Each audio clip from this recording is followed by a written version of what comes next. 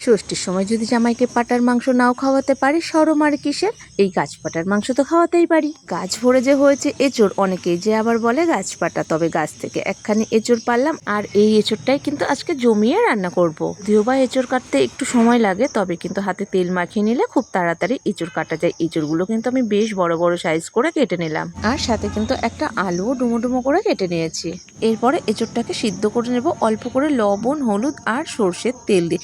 রান্নার জন্য কিন্তু গাছ থেকেই কটা কাঁচা লঙ্কা তুলে নিয়েছি। এবার অল্প একটু আদা আর কাজু বাদাম দিয়ে কিন্তু একটা মশলা বানিয়ে নেব। এঁচড় তো বাড়িতে অনেক রকম ভাবেই রান্না করে থাকি, তবে আজকের রান্নাটা কিন্তু আমি নিরামিষ ভাবেই করব। ছোটবেলা থেকে মাকে দেখতাম, মা যখনই এঁচড় রান্না করতো না কেন তখনই কিন্তু নিরামিষ রান্না করতো, কারণ আমাদের বাড়িতে কিন্তু আগে পেঁয়াজ রসুন বলতে গেলে উঠতোই না। কিন্তু সময়ের সাথে সাথে যেহেতু সবকিছুই পাল্টায়, তাই এখন বাড়িতে কিন্তু পেঁয়াজ রসুন সবটাই ওঠে। দেখো এঁচড় কিন্তু সিদ্ধ করে নিয়েছে, আর এঁচড়টা কত সুন্দরভাবে গলে গেছে।